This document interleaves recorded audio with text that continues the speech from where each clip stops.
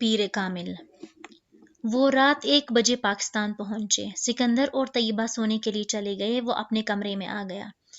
وہ تقریباً 1.5 سال کے بعد اپنے کمرے کو دیکھ رہا تھا۔ سب کچھ ویسے ہی تھا جیسے وہ چھوڑ کر گیا تھا۔ کپڑے تبدیل کرنے کے بعد وہ لائٹ آف کر کے اپنے بیڈ پہ لیٹ گیا۔ وہ فلائٹ کے دوران سوتا رہا تھا، اس لیے اس وقت اسے نیند محسوس ہو رہی تھی۔ شاید یہ جغرافیائی تبدیلی تھی جس کی وجہ سے وہ سو نہیں پا رہا تھا۔ میں واقعی آہستہ آہستہ بے خوابی کا شکار ہو جاؤں گا، اس نے تاریکی میں کمرے کی چھت کو گھورتے ہوئے کہا۔ کچھ دیر اسی طرح بیڈ پہ کروٹیں بدلتے رہنے کے بعد وہ اٹھ بیٹھا۔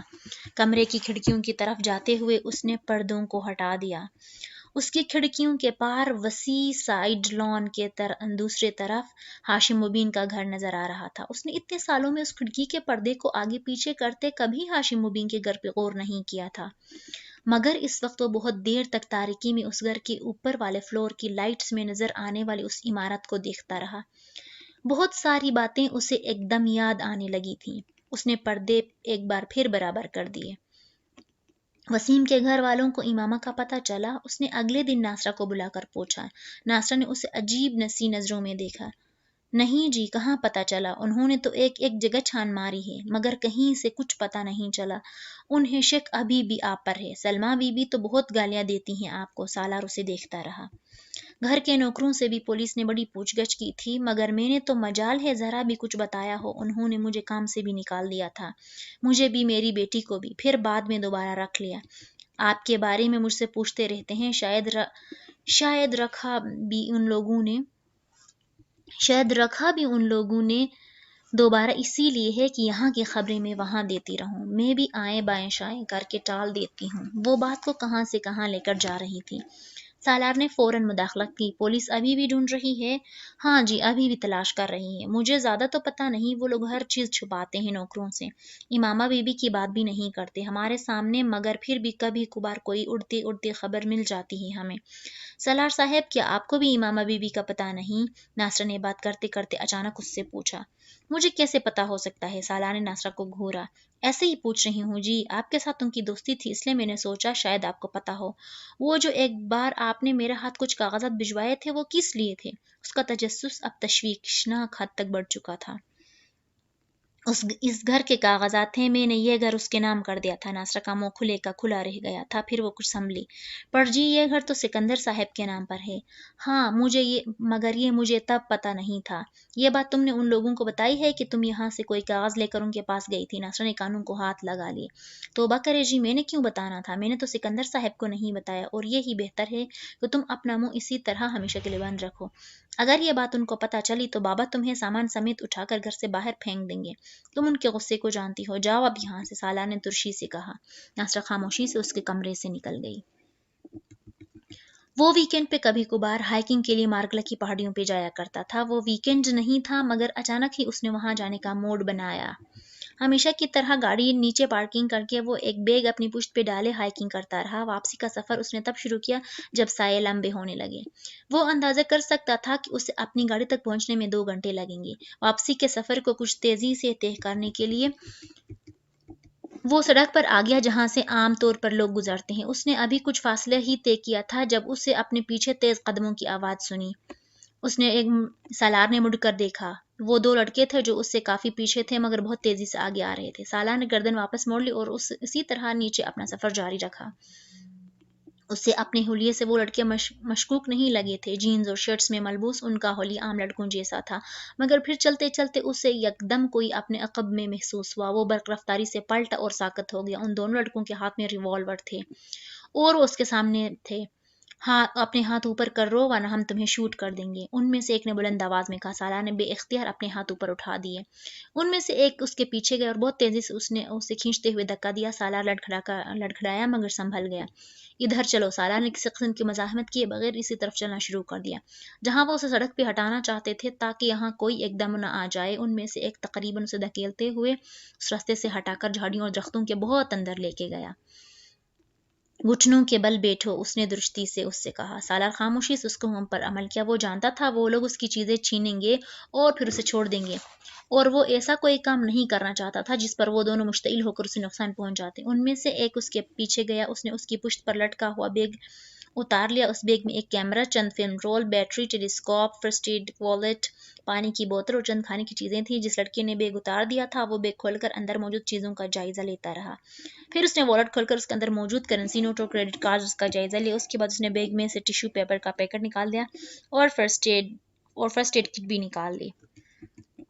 अब तुम खड़े हो जाओ, उस लड़के ने तहमकाना अंदाज में कहा। सालार उसी तरह हाथ सर से ऊपर उठाए खड़ा हो गया। उस लड़के ने उसकी पुश्त पर जाकर उसकी शर्ट्स की जेबों में हाथ डालकर उन्हें टटोला और उसमें मौजूद गाड़ी की चाबी निकाल ली। गुड, कार है। सालार को पहली बार कुछ तशवीश हुई। तुम लोग मेरा बैग लेकर जाओ, मगर कार को रहने दो। सालार ने पहली बार उन्हें मुखातिब किया। क्यों? कार को क्यों रहने दे? तुम हमारी खाला के बेटे हो कि कार को रहने दे? उस लड़के ने दुरुस्त लहजे में कहा। तुम लोग अगर कार ले जाने की कोशिश करोगे तो तुम्हें बहुत से प्रॉब्लम्स होंगे। सिर्फ कार की चाबी मिल जाने से तुम कार नहीं ले जा सकोगे, उसमें और भी बहुत से लॉक्स हैं। उस सालार ने उनसे कहा। वो हमारा मसला है, तुम्हारा नहीं, उस लड़की ने उससे कहा और फिर आगे बढ़कर उसकी आंखों से ग्लासेस खींच लिए। आपने जॉगर्स उतार दो। सालार ने हैरानी से उसे देखा। जॉगर्स किस लिए? इस बार उस लड़के ने जवाब देने के बजाय पूरी कुव्वत से एक थप्पड़ सालार के मुंह पे मारा। वो लड़खड़ा गया। चंद लम्हों के लिए उसकी आंखों के सामने तारे नाच गए। दोबारा कोई सवाल मत करना, जॉगर्स उतार दो। सालार खश्मगीन नजरों से उसे देखने लगा। दूसरे लड़के ने उस पर ताने हुए रिवॉल्वर के चैम्बर को एक बार जताने वाले अंदाज में हरकत दी। फिर लड़के ने एक और थप्पड़ इस बार सालार के दूसरे गाल पे दे मारा। अब देखो, इस तरह जॉगर्स उतारो, उसने सख्ती से कहा। सालार ने इस बार फिर उसकी तरफ देखे बगैर नीचे झुककर आहिस्ता आहिस्ता अपने दोनों जॉगर्स उतार दिए। अब उसके पैरों में सिर्फ जराबें रह गई थी। अपनी शर्ट उतारो। सालार एक बार फिर एतराज करना चाहता था, मगर वो दोबारा थप्पड़ नहीं खाना चाहता था। अगर उन दोनों के पास रिवॉल्वर ना होते तो वो जिस्मानी तौर पर उनसे बहुत बेहतर था और यकीनन उस वक्त उनकी पिटाई करता रहा होता, मगर उनके पास रिवॉल्वर की मौजूदगी ने यकदम उन्हीं से उनके सामने बेबस कर दिया। उसने अपनी शर्ट उतार कर उस लड़के की तरफ बढ़ाई। नीचे फेंक, उस लड़के ने तहमकाना अंदाज में कहा। सालार ने शर्ट नीचे फेंक दी। उस लड़के ने अपने बाएं हाथ को जेब में डालकर कोई चीज निकाली। वो प्लास्टिक की एक बारीक डोरी का एक गुच्छा था। उसे देखते ही सालार के समझ में आ गया कि वो क्या करना चाहते हैं। वो बेख्तियार परेशान हुआ। शाम हो रही थी। कुछ देर में ही वहां अंधेरा छा जाता और वहां से रिहाई किस तरह हासिल करता। देखो, मुझे बांधो मत, मैं किसी को कुछ नहीं बताऊंगा। तुम मेरा बैग और मेरी कार ले जाओ। इस बार उसने मदाफियान अंदाज में कहा। उस लड़के ने कुछ भी कहे बगैर पूरी कुव्वत से उसके पेट में एक घौंसा मारा। सालार दर्द से दोहरा हो गया। उसके मुंह से एक चीख निकली थी। कोई मशवरा नहीं। उस लड़के ने जैसे उसे याद करवाया, उस जोर से एक तरफ धकेला। दर्द से बिल्लाते हुए सालार ने अंधों की तरह उसकी पैरवी की। एक दरख्त के तन्ने के साथ बैठाकर उस लड़के ने बहुत महारत के साथ उनके दोनों बाजुओं को पतले से तन्ने के पीछे ले जाकर उसकी कलाइयों पर से वो डोरी लपेटना शुरू कर दी। दूसरा लड़का उसने जरा से फासले पर इधर उधर नजरें दौड़ाते हुए सालार पर रिवॉल्वर ताने रहा। उसके हाथों को अच्छी तरह बांधने के बाद लड़के ने सामने आकर उसके पैरों की जराबें उतारी और फिर फर्स्ट एड बॉक्स में मौजूद कैंचीज ने सालार की शर्ट की पट्टियां काटनी शुरू कर दी। उनमें से कुछ पट्टियों को फिर उसने बड़ी महारत के साथ उसके टखनों के गिर्द लपेट कर गिरह लगा दी। फिर उसने टिश्यू का पैकेट खोला और उसमें मौजूद सारा टिश्यू बाहर निकाल दिए।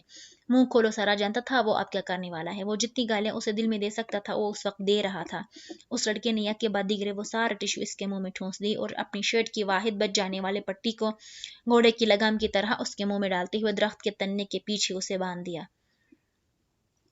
दूसरा लड़का अब इत्मीनान से बैग बंद कर रहा था। फिर चंद घंटों के बाद वो दोनों वहां से गायब हो चुके थे। उनके वहां से उतरते ही सालार ने अपने आप को आजाद कराने की कोशिश कर दी, मगर जल्द ही उसे अंदाज हो गया था कि वो एक बहुत बड़ी मुसीबत में गिरफ्तार हो चुका है। उस लड़की ने बड़ी महारत के साथ उसे बांधा था। वो सिर्फ हिलने जुलने की कोशिश से खुद को आजाद नहीं कर सकता था, न ही डोरी ढीली कर सकता था।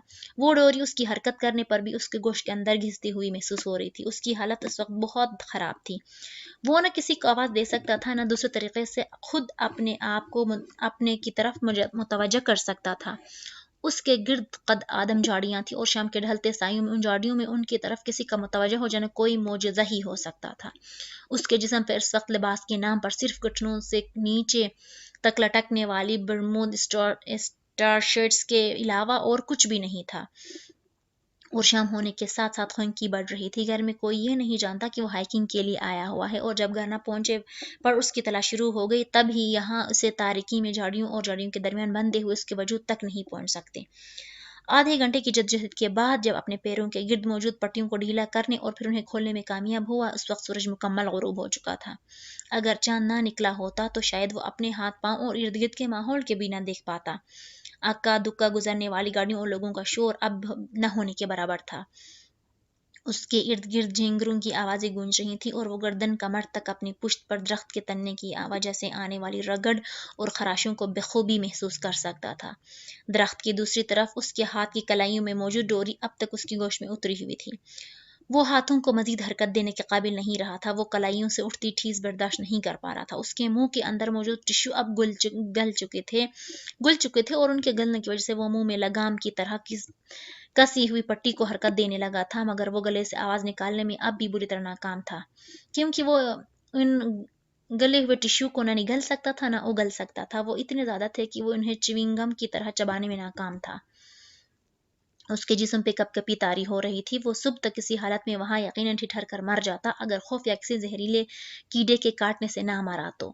اس کے جسم پہ اب چھوٹے چھوٹے کیڑے رینگ رہے تھے اور بار بار وہ اسے کاٹ رہے تھے۔ وہ اپنی برہنہ ٹانگوں سے چلنے اور کاٹنے والے کیڑوں کو جھٹک رہا تھا، مگر باقی جسم پر رینگنے والے کیڑوں کو جھٹکنے میں ناکام رہا، اور وہ نہ جانتا تھا کہ ان چھوٹے کیڑوں کے بعد اور اسے کن کیڑوں کا سامنا کرنا پڑے گا، اور اگر وہاں بچھو اور سانپ ہوتے تو۔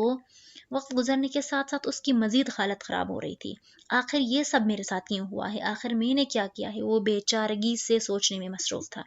اور میں یہاں مر گیا تو میری لاش تک دوبارہ کسی کو نہیں ملے گی، کیڑے مکوڑے اور جانور مجھے کھا جائیں گے۔ اس کی حالت غیر ہونے لگی، ایک عجیب طرح کے خوف نے اسے اپنی گرفت میں لے لیا۔ تو کیا میں اس طرح مروں گا یہاں اس حالت میں، بے لباس، بے نشان؟ گھر والوں کو پتہ تک نہیں ہوگا میرے بارے میں؟ کیا میرا انجام یہ ہونا ہے؟ اس کے دل کی دھڑکن رکنے لگی۔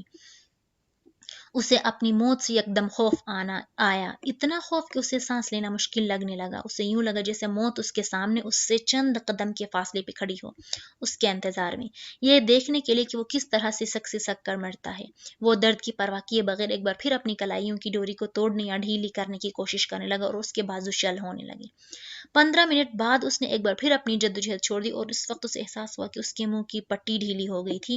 وہ گردن کو ہلاتے ہوئے اسے منہ سے نکال سکتا تھا۔ اس کے بعد اس نے ٹشو نکال دیے تھے۔ اگلے کئی منٹ وہ گہرے سانس لیتا رہا، پھر وہ بلند آواز میں اپنی مدد کے لیے آوازیں دینے لگا، اتنی بلند آواز میں جتنی وہ کوشش کر سکتا تھا۔ اس کا اندازہ بالکل ہذیانی تھا۔ آدھے گھنٹے تک مسلسل آوازیں دیتے رہنے کے بعد اس کی ہمت اور غلط دونوں جواب دے گئے۔ اس کا سانس پھول رہا تھا، وہ جیسے یوں وہ کئی میل دوڑتا رہا ہو، مگر اب بھی کوئی اس کی مدد کے لیے نہیں آیا۔ کلائی کے زخم اب اس کے لیے ناقابل برداشت ہو رہے تھے اور کیڑے اب اس کے چہرے اور گردن پہ بھی کاٹ رہے تھے۔ وہ نہیں جانتا تھا ایک دم اسے کیا ہوا، بس وہ بلند آواز میں بچوں کی طرح پھوٹ پھوٹ کر رونے لگا۔ وہ زندگی میں پہلی بار بری طرح رو رہا تھا، شاید زندگی میں پہلی بار اسے اپنی بے بسی کا احساس ہو رہا تھا، اور اس وقت درخت کے اس تنے کے ساتھ بھندے سے سکتے ہوئے اسے احساس ہوا کہ وہ مرنا نہیں چاہتا۔